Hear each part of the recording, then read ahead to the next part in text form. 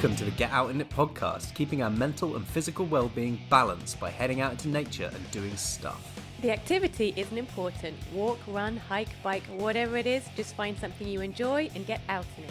The point of this podcast is to show how ordinary people can achieve extraordinary levels of health and fitness. Out here, we'll share informal, inclusive advice for anyone trying to improve their mental and physical well-being, based on our own experiences and professional knowledge from our special guests.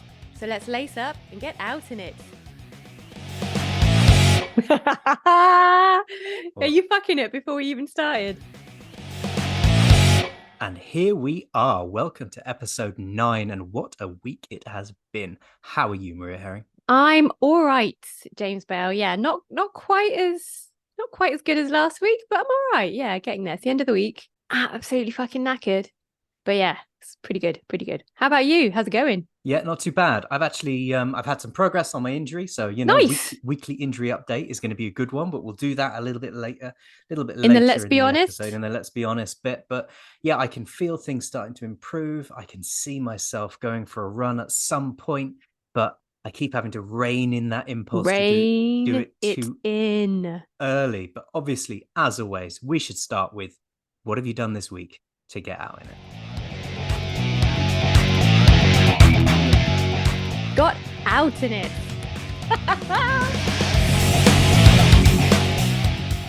All right, so this week to get out in it, I have been doing my training as usual, but you know how last week it was really cool and my let's be honest was really pause and and everything just seemed to be, even though things were a little bit crazy in my work life, I was managing to adapt all of my training and everything was epic. Yes, I do remember that well. Yeah. I remember that well.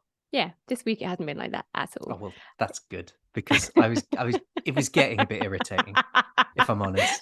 Yeah, it was a bit rubbish this week. I don't know why. I've got a heat rash thing going on. I've been taking antihistamines that my doctor gave me, and I just haven't been doing the amount of training that I should be. I've been going out to do it, but not doing the full length stuff that I was meant to have been doing, because I've had a massive dip in energy. So I have been out doing my training, but just on a kind of minimalist thingy. This is a good thing. I mean, it shows that you're a reflection that sometimes you're up and sometimes you're down, aren't you? And even in those moments where you're not feeling it, if you can still get out the door and do something, then you're not going to dent those habits and those routines that you've got yourself into. Yeah, well, because I had to do, today is Friday, and I normally have an hour run before I do my sports in the park. And I couldn't be fucked this morning. I woke up and I was like, can't be fucked. But I put my PE kit on and I was like, 10-minute rule. Just go outside. If in 10 minutes, after you've been running for 10 minutes, if you're still not feeling it, you're allowed to go back home. But you have to go out first and do at least 10 minutes. Because normally after 10 minutes, I'm like, fuck yeah, this is epic. And I'm digging it. But I couldn't get that fuck yeah. So I called it after 30 minutes. I just came back home. I did just under 40 minutes this morning, and it took all of my energy. But yeah, I've been out in it, but not as much as I could have been. A 30-40 minute run is nothing to be sniffed at on a day you weren't feeling like you wanted to do it. Yeah. So I'm glad I went out, but yeah, it's quite an interesting contrast from last week. But yeah, I think it's this heat rash. I have to hide from the sun as well. I'm allergic to the in French it's called an allergie au soleil. So I'm allergic to the sun. So my doctor said I had to wear long sleeve, and I was like, fuck off, that's crazy. It's 31 degrees out here. I'm not wearing long sleeves. So I've just hidden from the sun all week, which has dented my ability to get out in it somewhat, but there we go. It's just 1 week. It's fine. How has your week been? In terms of getting out in it, I think, as I said a few weeks ago, I'm making sure that I spend the end of my day, I go and sit and have a cup of tea in the garden. I'm under strict instructions from the physio to rest at the moment and not to do as little walking and as little moving around as possible to try and get this tendon inflammation under control. And so I can't really go for a walk or anything like that, but I am doing lots of upper body exercises, and I am making sure that I get my vitamin D by sitting in the garden at the end of the day and having a cup of tea, because luckily I'm not allergic to the sun. Well, That's because you're a big, bold bastard. So this week, I want to give a shout out to a listener who got in touch with me, Julie Smith. She'd heard Zoe's episode. Zoe's heading to Ironman Switzerland in a few weeks, and Julie is also based in the US and is also racing Ironman Switzerland. So Well, that's a coincidence. Yeah, indeed. So she met Zoe on a message board for the Ironman Facebook group, and they've become fast friends. And now Julie is a listener of the podcast, and because I will be there, I will also be cheering for her loudly from the side. That's brilliant. Julie, so many things that are awesome in your life right now. Nice. It's nice to see you. It's nice to have you hear us. I don't know. What's the format for saying hello to somebody? E-meet you? E-meet you. Nice to e-meet you. But yeah, weird. She said this is the first time she's going to be racing an Ironman to race it as opposed to just to finish it. And I absolutely love that. So yeah. You're going to smash it. You're going to smash it, Julie. I feel it in my bones. Absolutely. So on that note, shall we go for a hike and a chat with our incredibly interesting guest? Yes, this is going to be very interesting. It's a sport that I've never come across. Let's hike and chat it up with Mr. John. Getting into it.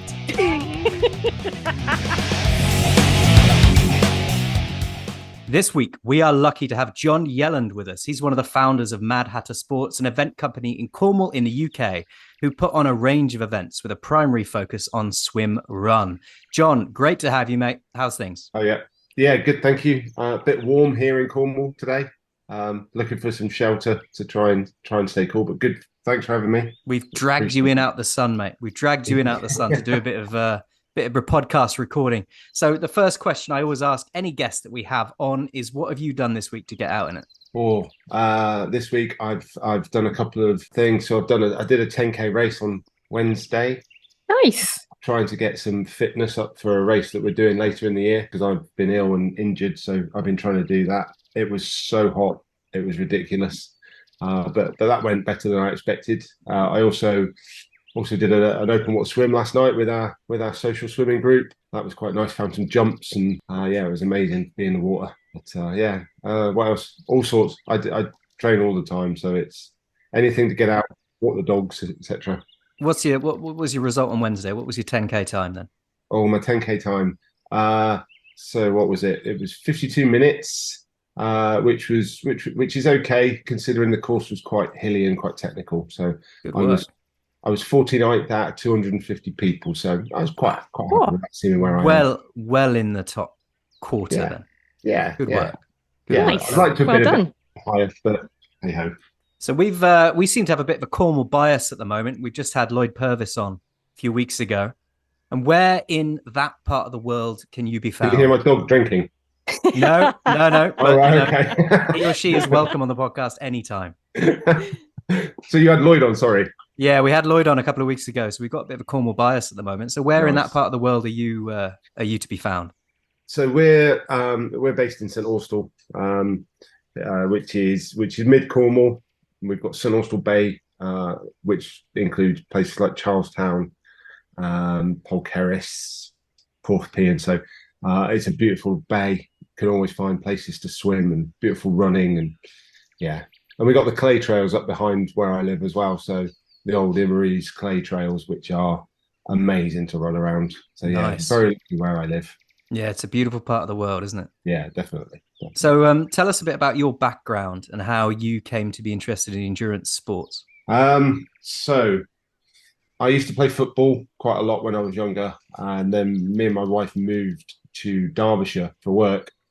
And I ballooned in weight. I went from 11 stone to nearly 20 stone. And one day I looked in the mirror and thought, I need to lose a bit of weight. So I started going to the gym and playing five-a-side football, started doing a little bit of running, started with a 3K run down to the village and back, which I found incredibly hard. And then kind of started looking at what else I could do. So signed up for a couple of half marathons for charity. And then when I'd done those, I was like, well, what can I do next? And the next thing that kind of jumped out at me was a race called the Atlantic Coast Challenge, which is 3 marathons in 3 days. So I went from half marathon to 3 marathons in 3 days. You turned up the heat fairly quickly there, mate, to be honest. Yeah, hindsight was stupid.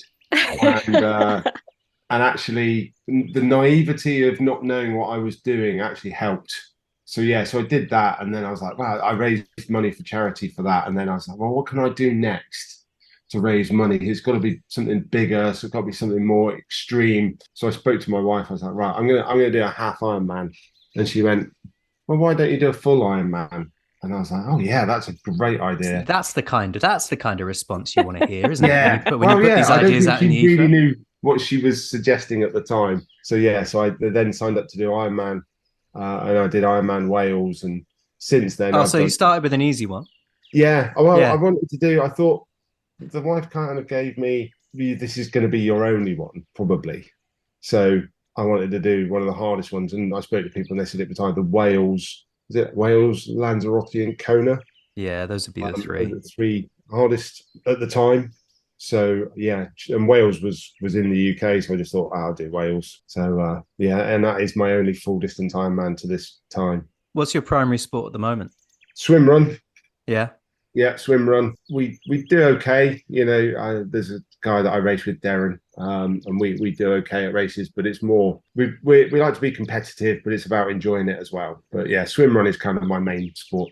I bought a brand new bike a few years back, and it's sat in my garage mostly. And in fact, I'm trying to get out on it later if I can find the time. But it's sat in my garage for quite a while. So yeah, I don't really do much triathlon anymore. In fact, I haven't raced for about 4 years. Ironman Marbella 70.3 was my last one, which was fair enough. Place. Yeah. So the theme this week is trying new things. And you obviously do this thing called swim run, which I literally only learned about a couple of days ago. So I mean, obviously it's swimming and running. Yes. But is it like you go for a swim and then you come out, have a bit of a transition, put a PE kit on, and then go for a run? What is swim run? I don't know. So yeah, this is actually something that comes up all the time. We even have people enter our races and they turn up and say, when do I transition to the runner? We're doing it as a team. When do I transition? Where's the runner going to be? Or where do I transition? You're like, no, this is swim run, not aquathon. So swim run started in the early 2000s. I think it was 2003, 2004 in Sweden by four chaps who had a drunken bet. It was wow. I think they were in a pub or a hotel, and they said, let's race to this other hotel who one of the guys owned. I think the course is 76 kilometers distance. They went, yeah, we'll have loads of people want to do it. It'll be good fun. And the next Saturday they turned up to do it, and it's just the four of them. And that's how swim run started. I mean, I think they used lilos and surf suits, and it took them something like 25 hours to do the course. And the losers paid for the meal at the other end. I hope they sobered up by the time they started or finished. Yeah. Well, I don't know, to be honest. So that's how swim run started, and then we got into it in 2000, and I think it was 2014, 2013. We worked with a company in Newquay, a triathlon shop, who asked us to be involved in proving that Newquay could hold a big event in the summer, because they wanted to hold the World Surf Lifesaving Championships, and they wanted to do a triathlon in Newquay in August. Really? And we just went, yeah, that's nuts. That really is nuts. Why would that be nuts to do something like that in Newquay? Cycling around Newquay in August it would just be horrendous. The road, it's so busy in Newquay in August. Okay. Traffic, cost of accommodation, trying to find space, it would be insane. And you also have the challenge. So the north coast of Cornwall is absolutely amazing. I love the north coast of Cornwall, even though I live on the south coast. And we'd love to do more events on the north coast, but the swell pumps into the north coast, and it's so unpredictable that the swim would be flip of a coin whether it'd go ahead or not. So and then the bike leg would be just horrendous. So anyway, so we turned around and went, triathlon in the middle of Newquay in August would probably not be a great idea, but we'd seen this thing on telly. We'd seen an Attillo race on telly, who are the major swim run organisers, and we said we could do something like that in Newquay. So that's how it started, and we planned it and got everything sort of prepared for it. And then there was too many parties involved, so we just turned around and went, no, we're not going to do it in Newquay. We'll go and do it where we can almost guarantee the conditions in St Austell Bay, and we came up with the name of the Hokey Cokey, and we've been doing swim run races ever since. Why the hokey cokey? Well, you're in out. You occasionally shake it all about. You turn around a few times because you probably get lost. It just seemed to work with the name. Brilliant. Yeah, and the Hokey Cokey's become our kind of swim run brand. So we've got 3 races this year, 2 shorter distance ones, one in Charlestown, which is our kind of traditional one, which has been going for 8 years. And then we've got the Roseland, which is our long distance course, which is actually a world championship qualifier this year. If you win it or one of the categories, you get straight through to the world championships. But going back to your question, sorry, swim run it's usually a point to point, island to island race. It's been tailored by companies, people to make courses work. But it's an event that covers a distance, and you swim and run and take all your kit with you. There's multiple swim legs, there's multiple run legs, and you take all your kit with you. So you swim in your shoes, you run in a wetsuit. Oh, that's mental. It's an adventure. It is an adventure. Yeah. Okay. All right. And people kind of, and it's traditionally a pairs race. When we first started, there was only one other company in the UK doing solo races, and we were kind of frowned upon by the community, saying, "Wow, it shouldn't be a solos race; it should be pairs only." That's what swim run is all about. But we kind of stuck to our guns. Now everybody's doing solo races, but it is a pairs race traditionally, where you tether to each other. So if you're a great swimmer and you've got someone who's your partner who isn't quite such a good swimmer, you can tether together to look after each other. And this is what I was saying before we pressed record, wasn't it? I was saying we need to do this, and I'll tell you around. It'll be fine. Just give me a shout. Swim. I literally, like, not as in not hyperbolic, I can't swim, like genuinely can't swim. So it would be catastrophic. Oh, I don't know. We get people that come and do our events who have never swum in the sea or can't swim, and they sign up to do a 5K race in the sea, and you just think, surely you would have trained beforehand. But yeah, that's easy. Can you not, like, if it's paired, can not one person have a swim and then the other person do the run and then just do it like that? Is that not allowed? No, that's no. Is that cheating? Sorry. That's cheating, and the logistics of that would be horrendous, because the swimmer would have to get to the next swim before the runner got there. Oh, so the run part is actually running to the next swim section. Yeah. If you're covering a set distance, you're going in and out of the water with different. It's not like one big run, one big swim. Yeah. Okie doke. Yeah. So oh my god, that sounds exhausting. On our Charlestown event, I think it's the longer course, which is 21 kilometers. I think there's 6 runs and 5 swims. Oof. Over, covering a course of 21 kilometers. And how long would something like that take? Like, if it were a normal person who could at least, like, float in the water, how long would a regular person take to do a 21k swim run? So the range this year, I mean, we had elite level athletes doing the Charlestown event this year. So we had Global Triathlon Network and Precision Hydration came and did it as a group. So we had those guys do it, and I think the guys that won it were 2 hours 28 minutes, 2 hours 30 minutes. And the last place finisher this year, who we always give a prize to, by the way, motor racing, the longest racer was about 5 hours this year. So anywhere between 2.5 to 5 hours. That's a big day out. It is a big day out. What do you before we get too far ahead, because some of these questions are going to come up a bit later? Why do you think we're seeing the rise in popularity of swimrun? Oh, that's an interesting question. Before COVID, it was growing, and then COVID came along, and it's taken a little while to kind of get back to where it was. I think numbers are genuinely down this year, but I think it will grow again quite quickly, because I think the people that I know that do swim run, who most of them are triathletes, and they love triathlon and everything, but I think triathlon is very you can shoot me for this and you can shout at me for this, but I think it's very rules based. So we used to do a triathlon, and we got moaned at because they weren't standard distances. It was a kilometre swim, 21 kilometre on the bike, and a 6.5k run. And people go, "Oh, that doesn't really work. It's not really. It is a sprint." It doesn't compute with my ability to say I've done this distance over this time. Exactly. Yeah. So I think swim run is a lot more free. Like I said earlier on, it's an adventure. There's very little rules. I think there's one rule about what kit you can use, which is the size of the tow float or the pool buoy you use. But you can use paddles, you can tether together. There's all sorts of things, and it's just an adventure. Instead of, I mean, our Roseland event, for example, which is quite extreme, but that has you clambering down ropes and rocks to get in and out of the water. So it's a much more adventurous thing, and I think that's why people like it and why people are moving towards it and giving it a go. But it is quite a shift away from traditional racing, if you like.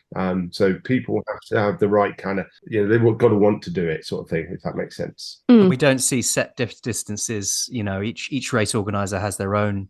They have their own code that they're putting out and there. You're largely dependent on the land and your course and what you have available to you. I mean, we're lucky to some extent in Cornwall in that we've got the open ocean, because we're not allowed to swim in any of the lakes in Cornwall, unfortunately. But there are lake events around the country, and they're really good. But you are limited in some respects by, as with the sea and with the lakes, by where you can get in and out of the water, where you can use, where you can't use. So yeah, there's no standard distances. There's no standard kind of format. There's nothing to say that a run and then a swim and then a run isn't a swim run. There's no rules around it at all. So it's, anybody could do anything really. I quite like that, especially for people who are just getting into doing outdoors activities and outdoor sports. To find something like this where it's just for fun. It's not for rules and regulations. It's just to have a nice day out. Yeah, I like that. Yeah. I mean, nice. It's like everything though. You can come and have a nice day out. You can look at the scenery and swim and whatever, or you can come and be as competitive as you like. And I think we certainly at Mad Hat Sports we try and celebrate everybody. Regardless of whether you're whoever coming in a couple of hours or you take 5-6 hours, we give everybody the same amount of cheering, and so it is a cracking day out, and you go to some amazing places on swim run that you don't see on other races. I think it gives you the opportunity to get in and out of the water and visit places that you wouldn't normally. Nice. So is there like I'm a long distance runner, and one of my bucket list races is the UTMB. Which it's not too far from where I live. And I know for a lot of triathletes, the Ironman is like a big bucket list race. Yeah. Is there a big bucket list race of swim run that people try and go for? So there's obviously the World Championships in Sweden, but you have to qualify for that. Okay. So mere mortals like myself probably never. I've begged them year after year to give me a race director's place because they can select people and stuff. I've asked them year after year. I still haven't got out there, but that's 76 kilometers and finishes where the original finished. So that's a bucket list race. And there are others. I think the one that we are doing in August this year is in Norway. It's called Rockman, and you start the race jumping off a ferry in the fjord, and then you climb up the Fury Steps, I think you pronounce it. That's probably wrong, but it's 4,444 steps up a gas pipeline. And then you visit a place called Pulpit Rock, which is 600 meters sheer drop. And there's no. This sounds good. This sounds terrifying. Anything like that. It's just. My God. I've always seen it and always wanted to do it because it just looks the most amazing race. But I've always wondered about how cold the water would be. Probably quite chilly. Probably a bit chilly. I think it ranges from between 9 to 10 degrees up to 16 degrees in the water. Okay. So, I mean, we swim all year round. We swim in 7 degrees in the winter here. So somebody said to me, look, it's just such a great race. Just go and do it. So I bullied Darren into do it this year, and we're off in August to do that. So I think those are the two. And then obviously our Roseland or one of our hokey cokey races would be a bucket list race, but that's me being biased. There you go. Now, I've never done one. Despite many invitations from you, I always appear to be injured whenever you send a message through. Yeah, a lot of people are like that, actually. You're not the only one. No. In my case, it's true. I seem to be just going through a He's couple of always years injured. of really breaking myself. Always But I don't know injured, whether yeah. that's age finally kicking in. But my concern, I mean, I consider I'm a good swimmer. I've swum my whole life. Yeah. My only concern is being tethered to somebody who I can't legislate for their actions. Yeah. Do you have to be tethered to somebody? How does that work? How does the tethering to somebody work? And what happens if you are different abilities? You don't have to be tethered. So the way it worked for us was that I used to race with another chap who's a very, very good athlete, very good runner, and a really, really good swimmer. I think he went to GB, represented GB in Kitzbühel a few years ago and did really well there. So the first race we did, we trained so hard, and we had all the kit. We turned up to this race in Buttermere in the Lake District, and we had all the same kit, and it was just, we felt great. We'd done the distance race training around the sea and everything like that, and everybody kind of nudging each other. We had the same kit. We looked pro. Look at these boys; they look good. Did you fuck it up? Did it go to shit? We set off on the run. It's like a 400 meter run, and we were like 4th place getting into the water. And I'm thinking, yeah, this is great. We didn't have hand paddles. We didn't have flotation devices. We weren't tethered. This is how we trained. And we trained in the sea. So we get into the swim, and it's fresh water. It's colder than I thought it was going to be. And I literally completely lost the ability to swim. We went from 4th to about 80th in a 400 meter swim. Mm-hmm. So that was our first introduction to it. We managed to finish, and we did all right in the end, but that's more to do with the fact that the other guy helped me around and held my hand the whole way around and forced me to do it. So, the next time we went and did a swim run, we tried pool buoys and paddles, and we didn't tether again. That was all right. That was better. But I always felt like, because my partner was such a much better swimmer than me, I was letting him down, because he would swim off, and I was, oh no, I'm letting him down, so I've got to try and swim faster. And then when you swim faster, you actually go slower. You go slower, and also you nap yourself for the run as well, because you're using so much more energy. Yeah, and that whole nervous energy was horrible. Then we went to do a race in North Wales, and we'd swum across a lake in fresh water, and he said to me, "I've got a tether. Do you want a tether?" And I was like, oh, "No, I don't want to be tethered. I don't want someone towing me around. That's just cheating. I don't like the idea." And he's, "Come on, let's do it." Anyway, we did it, and we swam across the lake, and all I had to worry about was this little green rope in front of me. That's all I had to worry about. He was never going to get away from me. And actually, quite surprisingly, the rope was never really taut. So it took that worry out of your brain that you were firstly going in the wrong direction, or not following him properly, or letting him down. Yeah, exactly. And all of that pressure went, and all I had to focus on was that rope. And it was just, it was amazing for me, because I hate letting people down. So it was amazing for me to be able to just go, if he's not going to get away from me, he's not really towing me, because you don't really feel someone behind you. And we played to our strengths, which was his swimming. And I can't remember whether we won it or came second that year, but immediately that was like, wow, this is a game changer. And I've raced a few times with different people who are better swimmers than me, and sometimes with people who are not quite as good as me, and it just makes such a difference. And towing someone you don't really notice it unless they are like a lead weight, and then that would be me. No, do you know what? It wouldn't. It wouldn't. But I've seen the swimming ability here. It's not. It's not. It's like dragging a parachute or something, is it? Yeah. I tried to give lessons once, and I was immediately concerned for both your and my safety. Yeah. Yeah. But it does. You play. People go, well, that's cheating. Well, you play to your strengths. If you've got someone and you can tether on the run, so it's almost like doing canicross. Being attached to a dog. So you play to your strengths, and if you watch the World Championships, I think nearly all of the top teams are tethered. It's interesting that you say it really helped you. We call you the tetheree rather than the tetherer. because I thought the person on the end of the rope would be like it would be a detriment to their race almost. But it sounds like it really helped you out. Oh yeah, definitely helped me out. And now I'm probably, because I've done it now so many times tethering, that if I was swimming with someone who was exactly the same sort of pace as me swimming, then I'd probably be confident enough now to be able to do it untethered. but actually I don't see the point. You can lose each other if you're tethered together. You're just together. So I mean, some of the downsides, you get tangled in the rope every once in a while, but you get used to that. Your arm comes across and it ends up on the wrong side of the rope, so you end up with it wrapped around your arm, but you get used to it. One of the other things is that my current race partner, Darren, has this great habit of swimming past people and then cutting right in front of them. So then I'm literally on top of them going, sorry, apologies. Darren's done it. It's not my fault. But they don't take very kindly to that happening. So I don't know. I think he does it on purpose just to annoy me. Yeah.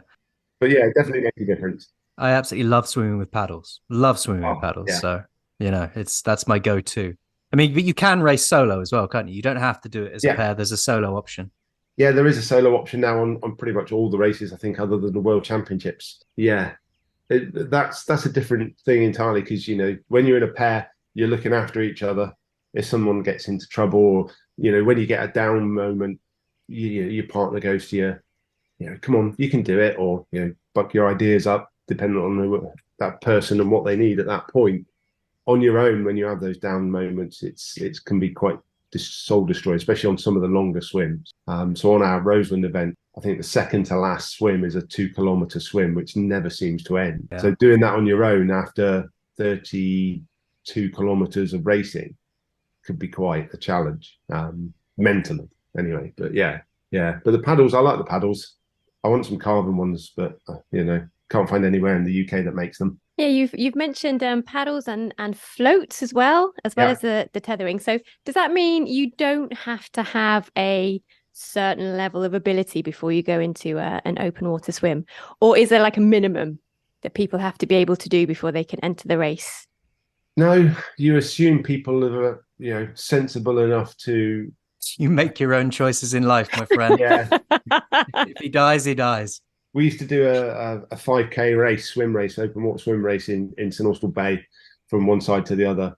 And this guy rocked up one day and chatting to him, and he went, "Oh, I've swum a bit in the pool. I've done about 1 kilometer in the pool, and I've never been in open water." You just signed up for a 5-kilometer race in open water, and he finished it. And he I think it took him 2.5, 3 hours, which is a long time to be in the water, but he finished it. And seeing someone like that achieve what they've achieved for me is a much greater feeling as an organizer than seeing someone smash it out and do it in 52 minutes or an hour or whatever it might be. Did you spend his entire race completely shitting yourself though? Yeah, probably. Yeah. There was a sewage alerts and all sorts in the bay after that, But you go through those conversations with the water safety team. At what point do we pull this bloke out of the water? Yeah. But as long as he's happy, he's warm, he's not in trouble, or she, whoever it is, as long as they're not in any real danger, then let them get on with it and let them finish, because that's what it's all about, is letting them finish. Is there a window of acceptability for conditions for the race to go ahead? How bad can things get before you go, that sea does not look like I want to put a load of people in it and be responsible for them? Yeah, it depends who you talk to. It's as someone that organises events in the sea, open sea, about 2 weeks out from the event, that's all you're watching, what the conditions are going to be. I bet. And you're praying every night to any god that will remotely listen to give us flat conditions. And sometimes it works and it's totally flat. Other times it's not. So on our Roseland event last year, we start at 7:30 in the morning, and at 7:30 in the morning where we started, it was mirror-like conditions. It was absolutely beautiful. There wasn't a ripple on the water. By the time they got to the second checkpoint at Portlow, which is about 12, 13 kilometres into the race, it's lumpy is the best way of describing it. And it's on the edge at that point to whether we go or not, carry on with the swims. And then the next swims we had to cancel. And that was dynamic. That was literally, we knew the wind and the swell was going to pick up, but we weren't sure by how much. On an open water swim, it's totally different because, it's an hour in the water or 2 hours in the water max, and you kind of have to, and there's very little flotation devices and things like that in open water swimming. Yes, you have a wetsuit, but you don't have paddles, you don't have a buoy or anything like that. You might have a tow float, but yeah, there is definitely a risk assessment that goes on 2 weeks beforehand and is continually changing, unless it's forecast to be flat the whole time. But I mean, we've learned over the years as well. I mean, we made some mistakes. So we do a race called the Gwynnies. Happened 2 weeks ago. It's now happened 4 times. But the first year we did it, we'd done it ourselves 3 or 4 times out around the rocks. So it's 2 kilometers straight out to some rocks, straight out to sea, and then back. And it's horrible because the rock tends to move away from you as you're swimming. And it's because you're swimming 2 kilometers straight out to sea, it plays tricks on the mind as well. So you think, oh, what would happen if a shark attacked me now? You know, why am I thinking that? You know, I don't think that when I'm in the shallows. Why am I thinking that out here? And the first year we did it, we you know, will hold our hands up and say we made a pretty large mistake. So we had 120 people start. Only 15 people got round the rock. 90 people were rescued.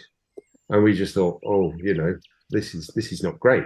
This is not great. And we thought, do we do it next year? And we decided to give it a go, thinking no one's going to enter. And then we open entries the next year and it's sold out. And you think, well, these people are nuts. And it's really hard because we'd swum the course the day before in very similar conditions, and we'd got round and we were like, oh no, that's fine. And we learned our lesson that time about, you know, some people are capable of doing it. Some people are rocking up and doing an open water swim potentially for the first time ever. And you've got to cater for everybody, from those people at the front to those people at the back. And you've got to think about the conditions for everybody. So we've learned lessons over the years. No one's ever perfect. And, you know, we held our hands up and went, oh, yeah, we got that a bit wrong. But yeah, it's quite scary. What was it in that instance yeah. that led to 90 people having to be rescued? Was it in just a gap in ability, or was it the condition based? Or well, in the harbour where we start, it was again pan flat, and I only saw a video about a year later of what the conditions were like at the rock, and it was horrendous. But the wind, so the way that it works there is the current goes in a particular direction, and we got the current wrong, but then the wind and the swell changed to come in the same direction as the current was going. So it was just a kind of almost a perfect storm of things that went wrong. And then we had a chap who was leading the swimmers on a kayak, and he decided to do his own thing. And yeah, so he's never kayaked for us again. So, you know, but all these things combined to make it difficult. But all those things have combined to help us create an event that people want to do, because it's a challenge, you know. People see it as a challenge. And we play on the fact that it was difficult in the first year, you know. And people actually emailed me last year when we did it, 2 weeks before the event, and went, I'm so worried about doing this swim, you know, I don't want to be rescued, and I'm worried about not making it or getting injured or something like that, you know. And I said, look, don't worry about it, and explain to them what happened. And you know, we now know when it's slack tide. We now know what conditions to look for, what not to look for. And the last 2 years we've done it, you know, the conditions have actually been, dare I say it, dull, because it's been flat. You know, we had a bit of mist this time round, but you know, we did it. So yeah, it's all about learning and putting things into place, I think. So on race day, when the race is on, you know, you've done your risk assessments leading up. What kind of safety have you got in place? You know, because you've got multiple people entering and exiting the water in different locations. Have you got people at every location, kayaks out, people monitoring conditions? How does that operate? So for the shorter events, like the Charlestown one that we had in May, we have kayak teams, water support teams, paddle boarders on each leg of the swims. So they are allocated a leg. So, you know, there'll be a team that do swim 1, 2, and 3, because they're all in the same location. So they're static, and then we've got 2 ribs that work alongside those people. So that's quite easy, because that's manageable, because it's only a 20-kilometer course. Wow, 15-kilometer course end to end. So you can cover that quite easily. The Roseland is a completely different beast, because it's a 37-kilometer course with 8 swims, totaling 9 kilometers of swimming. So you can't have static people in the water, because you'd need something like, you know, 300 paddlers, kayakers, whatever. So what we do is, and we employ professional companies to come in and do this, because it's too big a task for us to do on our own. But what they tend to do is have 3 or 4 ribs with paddlers, normally on rescue boards, surf life-saving rescue boards on the boats, and they'll sort of piggyback each other, leapfrog each other to the next swim. So team 1 will be doing swim one, and then team two will be doing, and then they kind of leapfrog each other all the way up the coast, and that seems to work quite well. But it's challenging doing that, so that's why we get people in. But it's massively expensive. I bet. It's massively expensive, and people say to us, the first year we put the Roseland on, and the Roseland it's a long distance race, and it's £320 for a team of two to enter, which we appreciate is expensive, but it's on a par with any other long distance swim run, certainly in the UK and around Europe. It's a similar kind of pricing structure, and we get people go, oh well, that's expensive. Oh, that's really expensive. Well, no one's going to enter it. And you're like, yeah, but our water support for the Roseland event is thousands of pounds before we do anything else, before we pay for venue hire, before we pay for t-shirts, medals, trophies, bibs, kit, anything like that. It's thousands of pounds before we do anything else. So people look at it and go, oh yeah, it's really expensive, but that's what it is. And as an organizer, we appreciate that that's what it is, and we're helped by sponsors and various other things to try and reduce those outgoings. But it's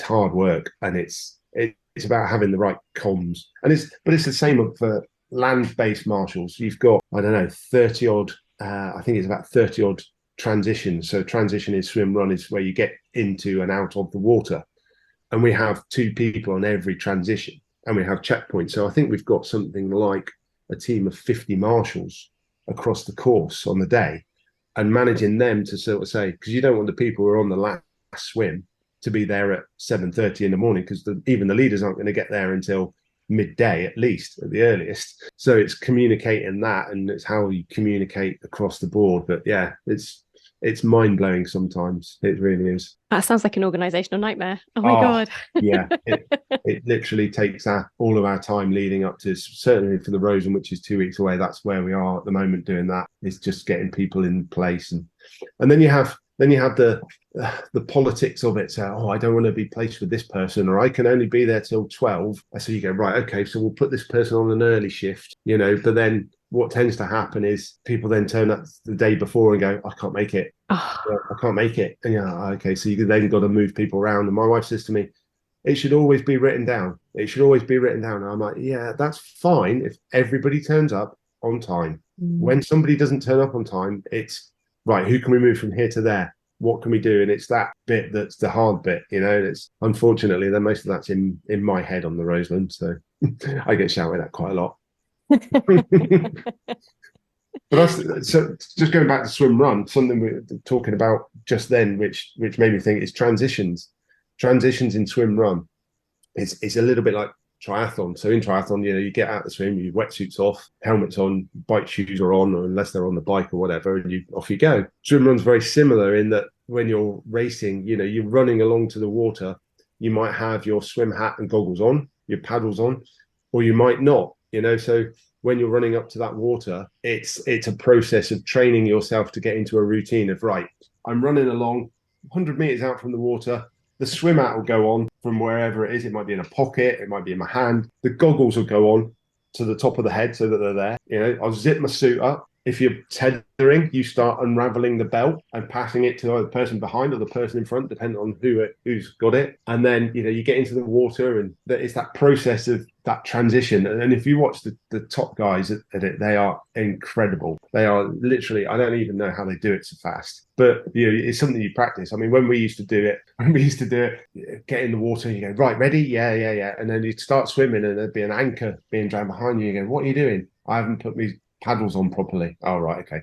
Ready? Yeah, got them on? Yeah, right. Start swimming off. And there's an anchor, and you go, what are you doing now? I haven't zipped my suit up. Oh my God. It's transitions in swim run. It is the other element of swim run. It is the other discipline of swim run is transitions, because you can lose so much time. I bet, yeah. I mean, I know instantly that I would be rubbish at this sport.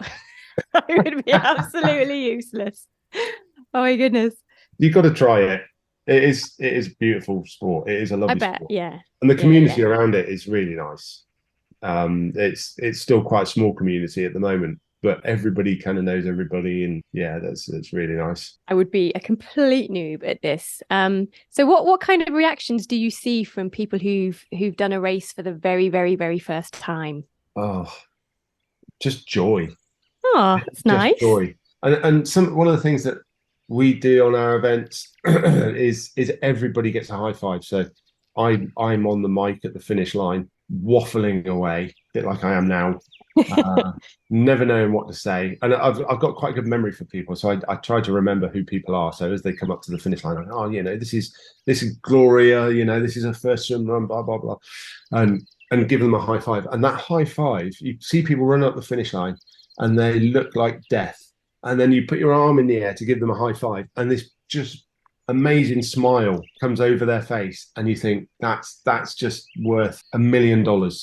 Seeing how people react, and they're just some people come over the line and literally collapse as well, but they've given it everything. But it's just joy. People just enjoy it, I think. So yeah. Do they get what they were expecting? Yeah, I think so. Yeah. Okay. I don't think I've ever experienced anybody that has honestly come to me and gone, that wasn't quite what I hoped for. I was disappointed with it. Everybody's gone away going, wow, that's ace. I want to do it again. Nice. We do short courses, and then people can, do the longer course, and then they can build up to the Roseland, which is, our longest event. So, a lot of them come back. That's good. Yeah, I feel like swim run is definitely something you need to kind of build up. It's not like you randomly going into the full Welsh Ironman. I have done 2 triathlons before. Okay. Super sprint, and an Olympic distance. So I was reasonably prepared. Fair enough. Yeah. But I think definitely maybe for swim run, it's something that you need to start small and then build up. Yeah. Do you have people who are completely new to it and go straight into the long distance one? Oh yeah. Yeah. Okay. That's what we did. That's exactly what we did, because we said, well, if we're organising one, we better race one. There's one in the Lake District that looks really good. We'd never raced one before. Let's go and do that. And that was 45 kilometers of and it was just, like I said, the worst 7 hours of my life. But when you travel for 7 hours to get up there, spent £300 to enter it, staying in a hotel, and then you got to go home with your partner the next day for 7 hours in the car, I couldn't pull out, even though I wanted to. Yeah. The other interesting thing in swim run is kit. People say to us all the time, oh, well, you've just taken my next question out of my mouth. Go for it. Do it. Sorry. Yeah, people go, what kit do I need? What can I use? It's going to be expensive. And it really isn't. If you've got an old swim wetsuit, cut their arms and legs off. You can use any trainers. Obviously, you can go and buy swim run specific kit, swim run shoes, swim run paddles, swim run buoys and wetsuits and everything. But you can get away with the minimum. We've got people that do our Charlestown event in 3mm surf suits. They do the 10 kilometers of running in a 3mm surf suit, which must be quite warm. Yeah, quite intense. Yeah. And is that with the arms and legs cut off, I assume? They're not just... No, full length. Really? Full suit, yeah. And that's how we started. When we first started, we had full-length swimming wetsuits that we'd run around the bay in. And, you still get some very funny looks when you're training, running around St. Austell in a wetsuit. People can look at you. What's going on here? Yeah, but that's great. But yeah, there are swim run specific shoes and stuff, but actually just a light pair of shoes, they've got a bit of grip, mid trail or something like that. That's got a little bit of grip. They drain well. People drill holes in their shoes to let the water out, but again, I don't do it. It gets clogged up with sand. Hang on a second. You swim in your running shoes? Yes. Yeah. Isn't that feels dangerous? No. It's surprisingly, it's surprising how much it slows you down. I bet, yeah. Especially if you're a terrible swimmer. Yeah. But that's why you have that. I think that's why you have the pool buoy, because that helps balance out the weight of the shoes, so it keeps you floating. And the paddles obviously counter the slowing you down. I feel like if you had like really wet feet from salty water open swim and then went running for a few Ks in your socks and shoes that were soaking, the blisters must be atrocious. No, you get used to it. You just find a pair of shoes and a pair of socks that work for you. The one piece of advice I would give is is never ever try brand new shoes on the first race. Yeah, that makes I'm sense. sorry, some brand new shoes on a race. Mm. I did that once. I was given a pair by one of our sponsors. Oh, we've got these new ones, and I raced a 25-kilometer race in them, and the whole way around my ankles were hurting because they were like boots, and I've still got scars on my ankles from that day. Oh my God. I learned my lesson. I don't know why I did it. It was stupidity. But it is what it is. Yeah, nothing new on race day. Nothing new on race. The age-old Nothing new rule. on race day. Yeah. The age-old rule. Yeah. So we don't need a vast amount of new kit. You're not talking about spending hundreds and hundreds of pounds. Obviously, the industry has reacted and probably, like you say, provided all this stuff that you can buy if you want to, and it's probably quite expensive. But you don't really need it all. You can get. I mean, to be honest, you can go on Wiggle and other places and get a swim run wetsuit for about 100 quid, and you can go on and I think the head ones are 500-600 quid for a swim run wetsuit. So you can pay quite considerable amounts of money, or you can just go on Wiggle. It as an adventure. Yeah. Well, some people do it skins as well if the weather's quite warm. We have people who are. I like that idea.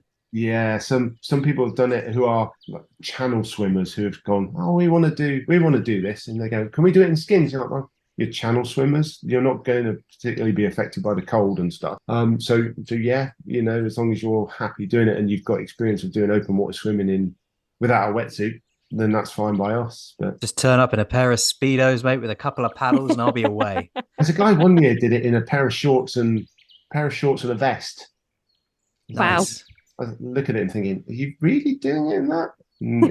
He did. So what do you think? What do you think are the barriers to entry, if there are any? I think it's the unknown. It's the unknown of what you're gonna do. So I don't know what to do.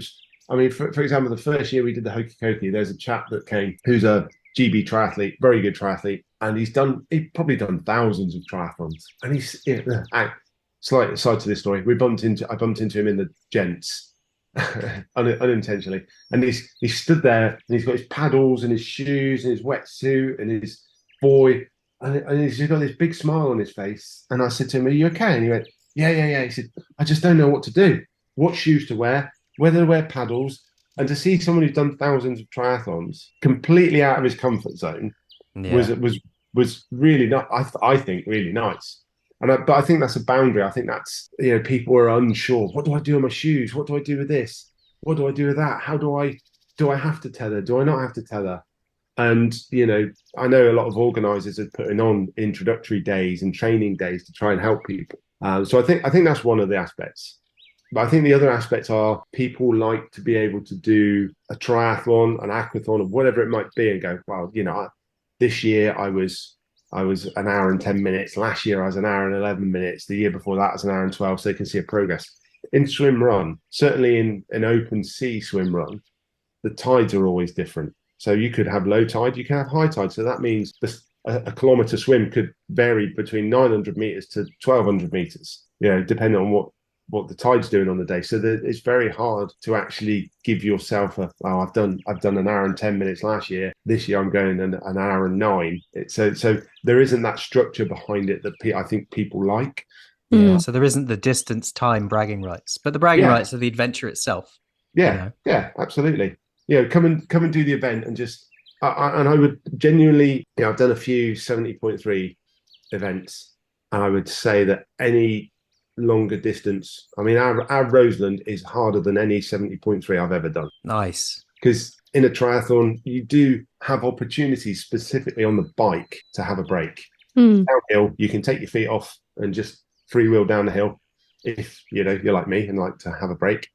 But in swim run, you're swimming and then you're straight out and running, and then you're back in and swim. But it's all at race pace. Does that make? I don't mean to be disparaging towards triathlon because I'm not, but you can't. There are opportunities. There's no freewheeling down an open water swim, is there? No.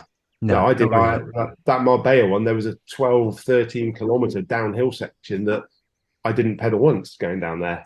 So you do get your breath back. But in this, and on the Roseland, for example, there's a lot of elevation and climbing on the coast path. So it's a tough old race. It is a tough old race. What about the golfing abilities? Do people who haven't done it before, would I they thought you were have going to to? say about the golf because part of the race is on the golf course. I was like, oh, they don't mind. That's not a sport. That's not a sport. Do we?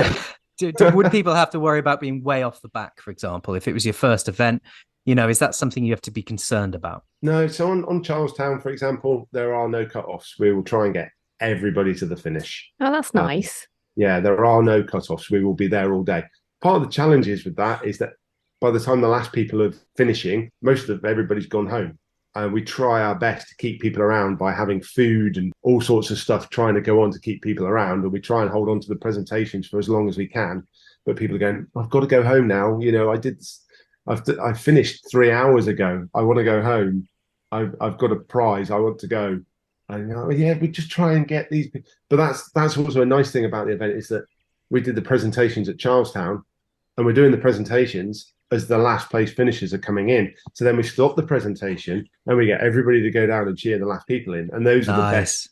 Those are nice, yeah. So on our shorter events, it's not a big deal. We try and get everybody in. There are no time limits. And the only time we'll pull you out of the water is if we think you are not going to finish it or you're in any kind of trouble. On the Roseland, it's slightly different because we've got those water safety teams leapfrogging. Because of the long length of time marshals are on the course and everything like that, there are time limits. There's a 10.5-hour time limit for the Roseland. So we do have to think about it on certain races, but not all. So what drove the creation of the Mad Hatter events? Is it because you're an Alice in Wonderland fan? Yeah, I am. No, we came up with all sorts of names. We just had a couple of weeks when we first started to come up with names, and we had all sorts of names, and we thought, wow, some of them were really good, but a bit pretentious. Some of them just didn't make any sense. And then we came up with Mad Hatter, because then the original idea was to have like Alice in Wonderland themed races, like the Queen of Hearts 10K run and things like that, which we've never actually done. But that was the idea behind it. But actually, it seems to work. We run around, go and do races with I'm a Mad Hatter written on our t-shirts and stuff, and people instantly kind of go, oh yeah, you must be, and it's a real talking point. But yeah, it was just randomly a name that came out. We saw it somewhere and it came out, and that was what stuck. Okay, well, it does kind of work with the event itself. I mean, I think it's mental. Like the whole concept of swim run to me does sound completely mental. We've got another event this weekend which is this weekend actually on Sunday, which is just as mental. And there's blockers to that one. People don't want to do it because again they don't understand it, and it's massively frustrating from an organiser's perspective. You put the race on and people go, "Oh, I don't understand it."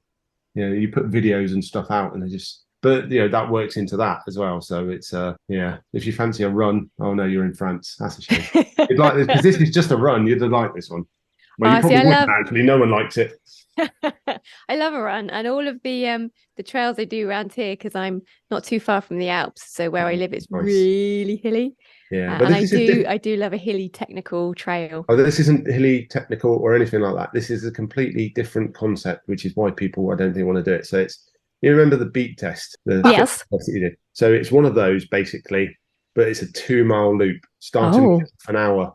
So it's strategy. So how do you do it? You've got half an hour and you can't start the second loop until that half an hour ends. Oh, that's interesting. Yeah. So how do you do it? Do you do 10-minute miles and have a 10-minute rest on that first lap? Or do you do it in 14.5-minute mile pace and come in and have just enough time to have a wee, drink, some food, and then go out again? And then the next lap is 29 minutes. So it's okay. So I like this. Oh, that sounds interesting. Yeah. Yeah. It's completely different. It's like a backyard ultra, but backyard ultras are you've got to do 5 miles on the hour every hour until you can't finish it. This is some of the stuff that people have said to us. Somebody said to me once, "I'd be there for days if I did it." No. It's physically impossible to go past 5 o'clock. We don't want to be there for days. No, much as we love you all, we don't want to be there for days. And just people, And then somebody said, "Well, I couldn't do 1 lap. I'd be out after 1 lap." Well, my dad's 80. He could do 1 lap. So that's this weekend. So that's all my focus at the moment on that. So well, if I wasn't rocking an injured hip, I would have come down and joined you for that one. Have you got plans to expand your quiver of races and push into anything different, anything exciting? I've got so many ideas for races, and I think if I wanted to do any more at the moment, my wife would kill me. Yeah, I've got a load of ideas, but the trouble is, it's finding the idea that's different, that is, captures people's imagination, or you think will capture people's imagination. So, I've got so many running routes around here. We could put on 5, 10, 20 half marathons, marathon, ultra marathon distance races. But in Cornwall at the moment, there's so many races, you could almost race 2 or 3 times every weekend.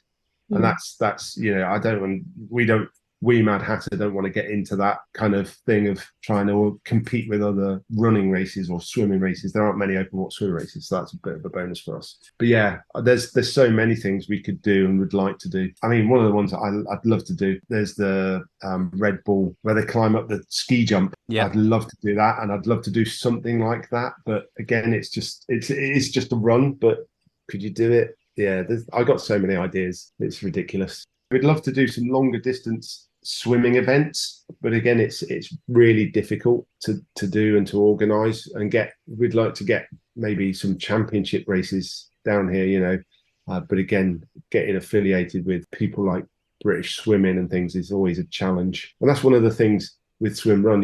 If you do a triathlon, people go, "Oh, is it British Triathlon affiliated?" No, well, I'm not doing it then. Whereas with swim run, it's not affiliated with anybody because there is no governing body. It's you can kind of do what you like. If I don't mean that from a kind of a pirate way, it's just there are no rules to say you must do this and you must do this and you must have this in. So longer distance swimming would be great. In fact, earlier this year, April Fool's Day, I put out a picture of Longship's lighthouse, which is off Land's End, and I just put up, we're so pleased to announce our new event for 2020. For August 2023 or whatever it was, swim out from Longship. So it's about an 8-kilometer swim, but it's a very treacherous stretch of water. And I just thought, people will just go, oh, it's a joke. So many people have messaged me going, can you put it on? Oh my God, what have I started? That would have to be, one or two kayaks per every swimmer, and then it'd be so expensive. Yeah. Oh, it's probably not a safe place to put a race on, eh? No, but I do know people that have swum it, so it is swimmable, it's doable. But yeah, and people keep asking us, would you do races in other locations? And we've talked about it quite a lot, going to different places to put races, swim runs, or whatever the kind of event is. But going out away from where we're based makes things so much harder. You've got that network of people you can go, oh, can you marshal for us on Saturday, and can you do this for us, and know people that you can get involved when you go to. If we went to Ireland, for example, to put a swim run race on, because there aren't any in Ireland, I think at the moment, if you went out there to do one, you'd just be literally trying to beg people in the local community and trying to build those contacts. But it's something you'd have to do over a few years. But I'd love to, but it's just maybe that's how the business becomes a proper business as opposed to a labour of love like it is at the moment for us. It becomes something that earns a lot of money. But it's not about money, it's about seeing people finish and having fun. Nice. So have you got any planned events in August? Because I am back in the UK for the last 2 weeks of August, and I'll be down in Devon, which isn't too far from Cornwall. It's the wrong side of the border, but hey ho. The right side of the border. Yeah. Yeah, it depends where you do the jam and cream. Yeah. Indeed that. We have actually got, and it's something that we've been working on for years. So again, I said earlier on, right at the beginning, we live in St Austell, and there's the clay trails around us. So it's the old Imries English China clay mining, and there are some spectacular lakes and trails. And we've been working for years to try and get initially an off-road triathlon, a bit like an Xterra triathlon, going. And we've gone through the process dozens of times and always come up blank. This year in August, on the 13th of August, we've got an aquathon in one of the lakes up there. So it's private, it's only open for us for the day, and it's a 3-kilometer swim and a 15-kilometer run. Nice. Around the clay trail. So you can do it as a team. So if you've got someone who wants to swim, you could do it as a team, swim and then a run. Or you can do the aquathon on your own, or you can do either the swim or the run on its own. So you can do the swim and then get out and go, oh, I'm not doing the run. Or just do the run. So we're trying to get as many people opportunities from as many people as we can to to come and swim there, because we swam there last summer, and I think it's 350 foot deep, fresh water. Amazing. And when we swam there last year, it's about 26 degrees in the water. Wow. So it's beautiful. That's like, that's bath water, isn't it? Yeah. I've got to be honest, I'm not a massive fan of fresh water. I don't have a good pass with fresh water. But yeah, so that's in August. So if you fancy coming down and doing the 15K trail run, then give us a shout. That's the 13th, because I arrive on the 14th. It has to be after the 14th. There's always an excuse. There's always something. Always an excuse. Well, you could change your travel with plans. I could change my travel plans. Yeah. Come to Cornwall first. Come a couple of days earlier and visit the best side of the border. So this is the most important part of the entire podcast. This is where we ask you as a guest to add a track to the Get Out In It song playlist on Spotify, something that you like to train to. Oh, something I like to train to. There's a couple that I used to run to. I don't run to music anymore. I really train to music, really. One was Smack My Bitch Up by The Prodigy. Used to get me going when I ran. I think it's already on there. Isn't it already on there? Is it already on there? Did I put it on there? I might have already put it on there. Done. Okay, Maybe, so I think I've already put it on. There's two other ones that I like that go through my head, and one is I can't say this. She Sells Sanctuary by The Cure. Okay. Like The Cure. It's got a really good kind of beat and rhythm and to run to. And then the other one is completely out of the blue. Do you remember the movie The Last of the Mohicans? Yes. Yes. Right. Okay. So there's the soundtrack to that. There's a song called Promontory. Hey, it's already on there. That was the first track. That was the first track I put on there. Wow. That's amazing. My favorite, funny. favorite film soundtrack of all time, and it's my half marathon playlist. Is the entire soundtrack. When I was doing the 10K on Wednesday, I was running up a hill, and in my head I was thinking of the song, and when they're running up the hill, run up the waterfall. It's amazing. Mate, amazing. The amount of times I've watched that on YouTube, so many times. With a tear in your eye and everything. There you go, exactly. I'm picturing myself running up there to save the day. Yes. And destroy Magua. So so we've out of those three songs, two are already on the playlist. Smack My Bitch Up and Promontory is already on there. So we're gonna have to go with the one from The Cure. And you've clearly got excellent taste in music, John. That's amazing. Yeah. And films. It's in my top 5 films of all time. Yeah. It's one of those though. That's like Point Break, for example, is one of my favourite films of all time. Because coming from Cornwall, I used to surf a bit and stuff. I was never very good at it, and that's one of my favourite films of all time as well. And then they remade it, and it was just awful. Yeah, they fucked it, didn't they? Just awful. They really did. So don't remake Last of the Mohicans. I haven't watched it for about 3 weeks, so I might have to watch it again. Nothing beats Daniel Day-Lewis. That's what I'm going to do this afternoon now. Ditch the bike and just watch that. Watch the movies, yeah, absolutely. So before we say cheerio, is there any sponsors or anybody you want to give a shout out who you work with, and also where can our listeners find you online? I will put a link to your website in the show notes as well.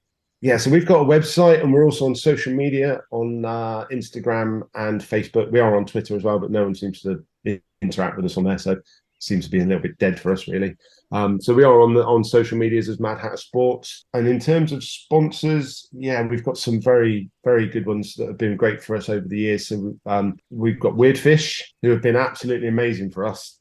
They've sponsored us since day one. I mean, their clothing and stuff, so there's nothing to do with sport particularly, but they've been great. So we've got Precision Hydration, who sponsor the swim run series. So the swim runs are the Precision Fuel and Hydration, Hokey Cokey, Charlestown, etc. Absolute 360 are another sponsor of ours, along with Zogs and Head. Trying to think of who else now. I'm bound to have missed someone out, and I apologise. But yeah, those guys, I can't thank them enough. They've just been amazing over the years, helping us out. Brilliant. Awesome. So what would it take to get you to come and join us for an ultra marathon one day? Anything. Yeah, you're in the game. I was actually we go to this training camp, which is literally training camp in Croatia twice a year, and there's one of the coaches out there has challenged me to do 100-miler. Nice. But I'm not sure my body's up to long distance running so much anymore. I did a 29-miler at the end of last year just to see whether the body would cope, and it did. So. Yeah, you can do 100 miles. 100 milers on, but I just got to find the right one, because You've got to qualify, haven't you? Well, I'm eyeing up the Devon coast to coast next May, which is 112 miles from Wembury up to Lynmouth. Ooh. So I think Mm. that you don't have to qualify for that. You just have to be mental and sign up. So Yeah. So I'm that's getting a we're small all team going of to people that. together to do that as a kind of the 5 or 6 of us do it as a unit, and I think we I've hurt just my back. No, I'd be up for that. Payback. Who's organising that? I can't remember the name of the organizers, but Okay. I'm putting a group together, so I'll loop you in if you want to come and play. Yeah. Yeah, it depends on dates, but yeah, I'd be quite keen on that. I think it's Local May as well. 29th or something like Yeah, that. no, it's the middle of May because it's the same time as Oh the yeah, Bristol it Half is. Marathon. So it's Same day as the the Bristol middle Half of May, Marathon. second weekend of May, We something like we that. go to Croatia mid-May, so if it works, I'll do it. But if not, yeah, that's a challenge for me. Is that a lot of the 100 milers you have to have done a 50 miler and blah blah blah blah blah. I just want to. I don't want to be doing loads of them. I just want to rock up, do a 100 miler, and just go right. I'm done. Yeah, Cool. If I that's what feel, we're doing. Yeah, yeah, that's what we're doing. yeah. Well, it's been an absolute pleasure, mate. Thanks very much for joining us. Yeah, thanks, It's been a John. good journey Thanks for through the having world of me. swim run. Yeah, I've learned No a lot worries. Thank about you a very new much. sport, which is super cool. And I'll see you on the 12th of August in Cornwall. Absolutely, yes. And James won't be injured either, so you can come down. No, he'll I'll be be back. fixed by I'll be then. back very soon. Very soon. Take care, mate. Thanks, guys. Thanks Thanks, for your time. John. Cheers. Thanks. Bye. Bye. The debrief. The emphasis was correct, I feel. Okay.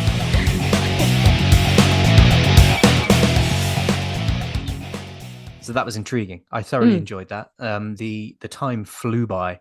What did you think of John and Swim Run? Okay, so as a concept, first of all, I love how John explained the ethos of the swim run community, the fact that it's not about, like, I love racing, I love going to events, and I love just the whole process of getting ready for and doing a race. It's really, really nice because it kind of scratches a competitive itch I have every now and then. But I really like the idea that this swim run is more about just having a fun day out, because that's what we need people to do. We need people to have fun outdoors doing something a little bit active.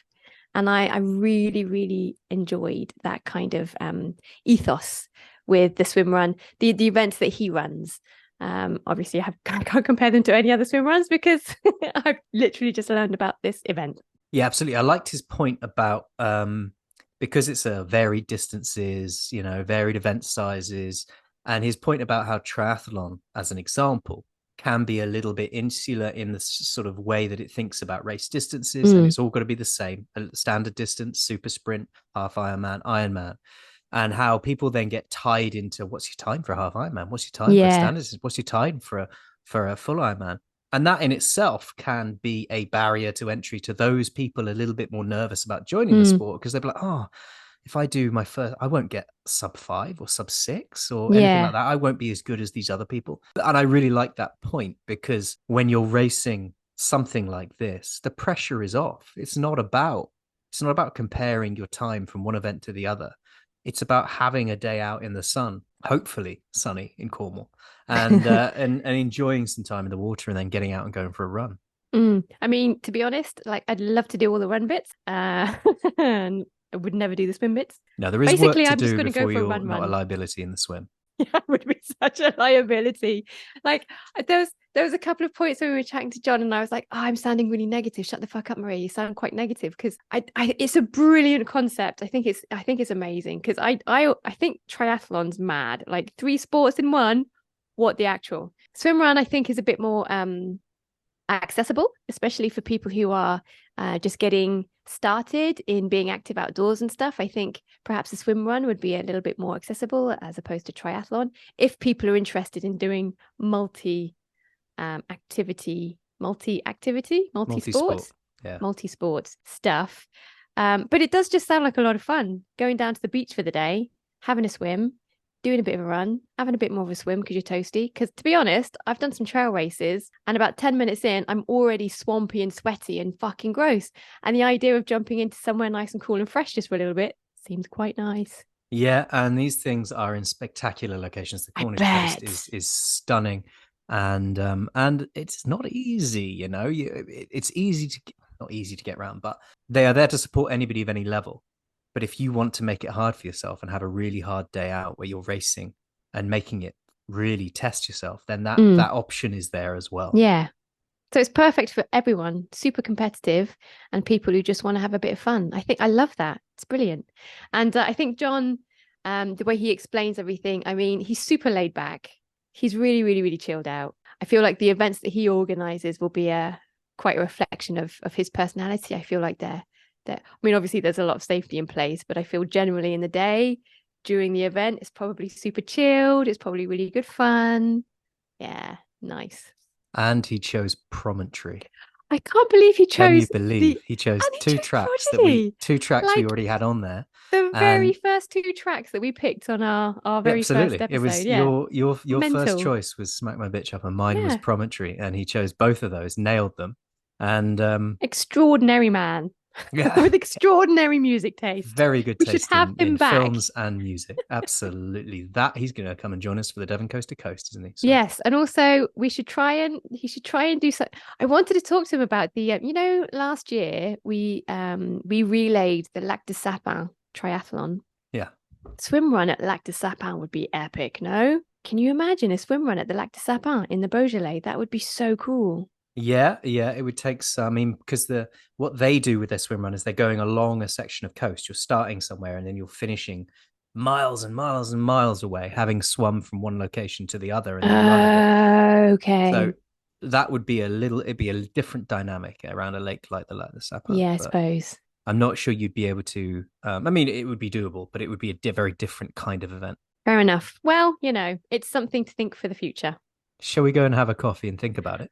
I'm so desperate for a cup of coffee. That was quite a long hike up a really steep hill, and I need some coffee. Let's do that then. Let's go and have a coffee. Okay. The weekly roast. Is that it?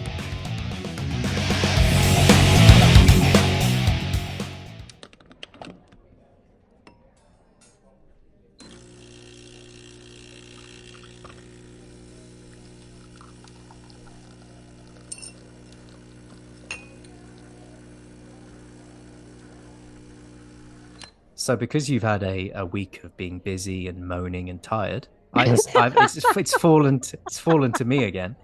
Hang on a second. Hang on just a second there, Mr. Baldy. I haven't been moaning this week.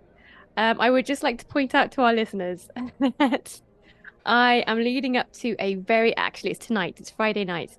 I've got a very, very big concert to perform in tonight, as well as it being the penultimate week of school term. So it's absolutely fucking crazy as chez moi right now. And also, I'd also like to point out that I'm singing a solo in my concert tonight, and I'm shitting my pants. So all of these things are justified reasons. Yes. Doesn't change the fact that you had a busy, moany, stressful week. So it's fallen to me to get the coffee. Of course it has. And because we had a Cornwall-based guest on, I have pottered down to Cornwall and found a roastery down there called Potterbeans. Nice. They do freshly roasted coffee, but they're also a pottery. So it's not Harry Potter theme. No. Pottery. Pottery. So, yeah. Okay, Potterbeans made me think of Harry Potter. Sorry about that. Yeah, so they have freshly roasted coffee beans and hand-thrown pottery.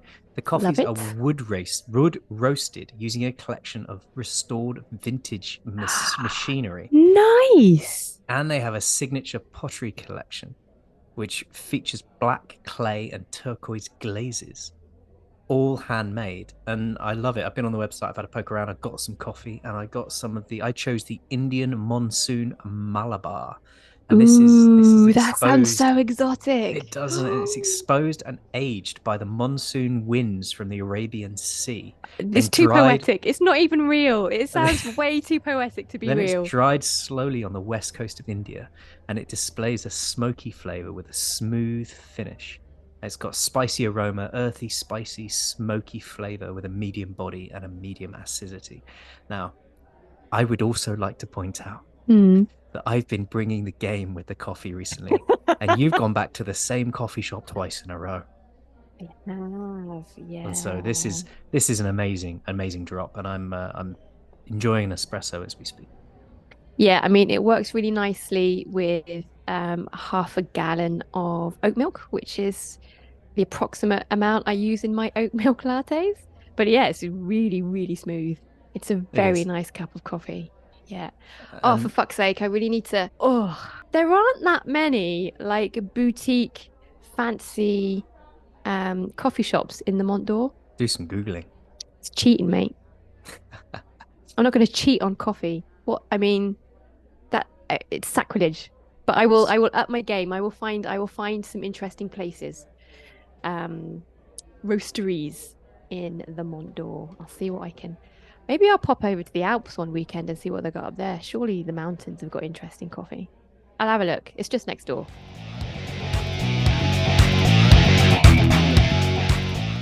Let's be honest.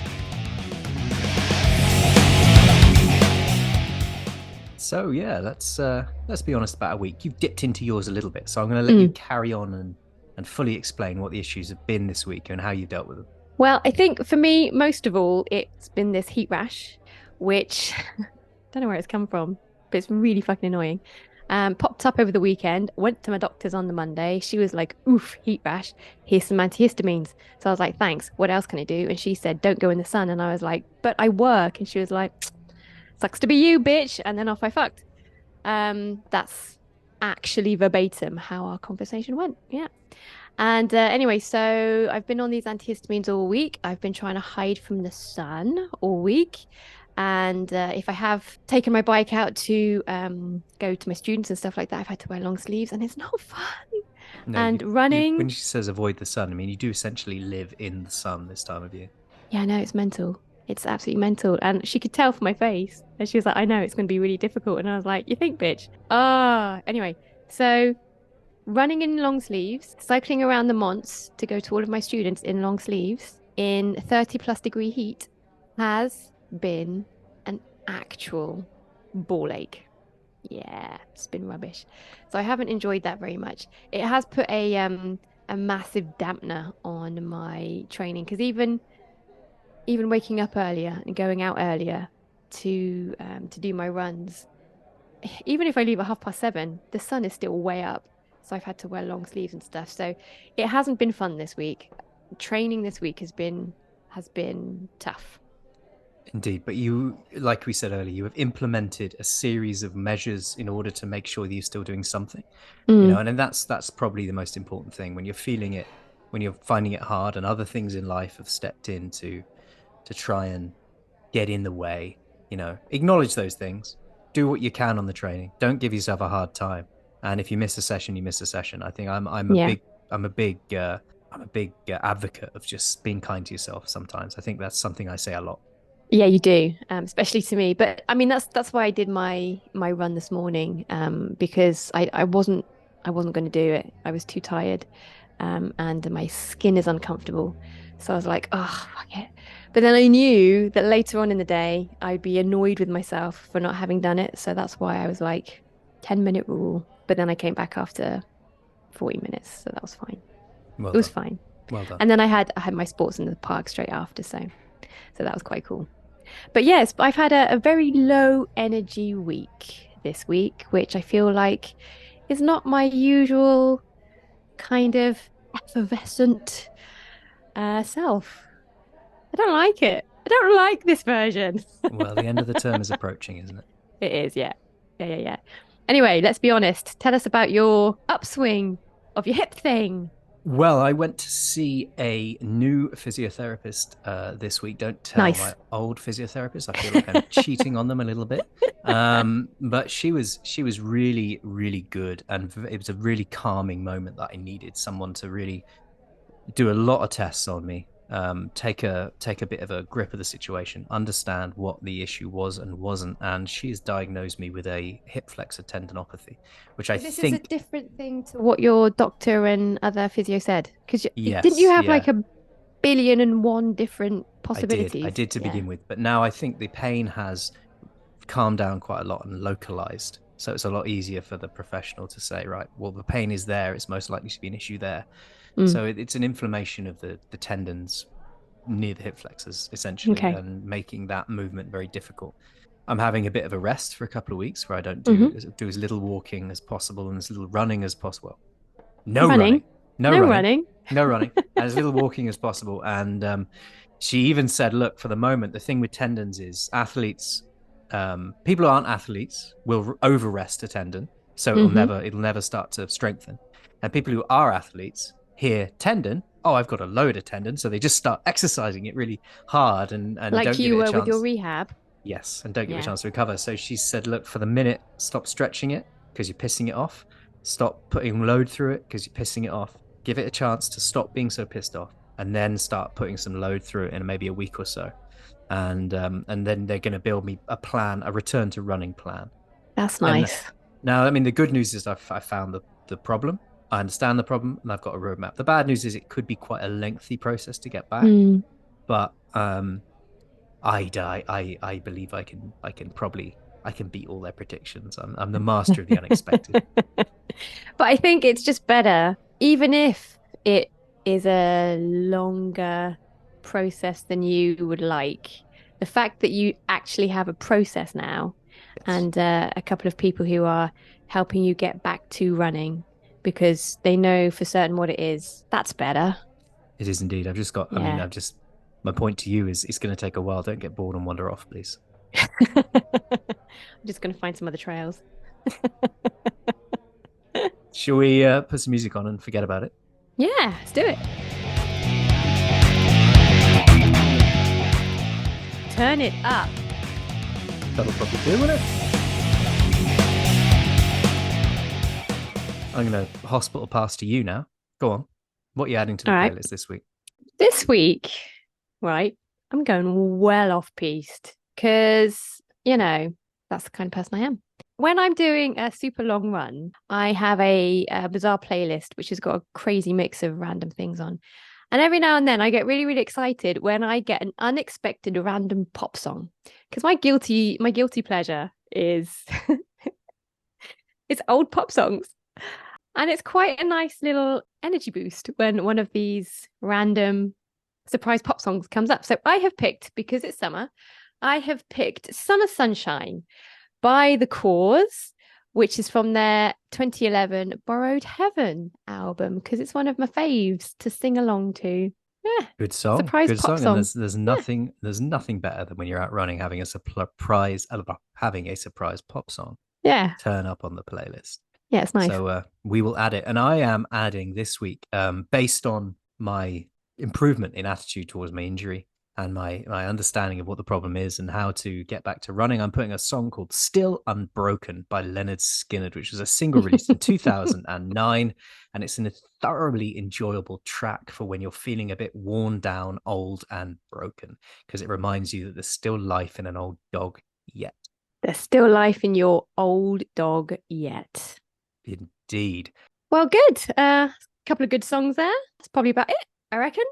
I reckon that's about it from us this week, isn't it? All right, I reckon so. So if you do want to find out more about us, you can go to our website, which is www.getoutinit.events. There's a whole bunch of info on there, and you can sign up for our newsletter. You can then download your personal development friend and then book a free consultation with me and then also James to discuss your health and fitness. And if you like the podcast, then leave a review, because it's really, really useful. Oh, yeah. That'd be really kind. And we would say thank you in person and probably even shout you out on the next. Absolutely. It is a direct route to a shout out on the on the podcast. We've learned that, if nothing else. Awesome. All right. Well, it was a fun hike and a chat today. And I'm well excited about who we are going to be hiking and chatting up next week. Cheerio. Bye. Thanks for hitting the trails with us this week. We'll meet you back here next Monday for more news, more views, more nature. All the links for our socials are in the show notes. Find and follow us on Facebook, Insta, YouTube and Twitter. You can subscribe to our newsletter from our website for all the latest updates and camp plans. You get a fun free gift when you sign up. Leave a review on your podcast app. It's really easy and really helps us out. And if you've got any friends who could do with getting out in it, then bring them along to next week's outdoor adventure. We'd love to have you all with us. Catch you next week. Cheerio.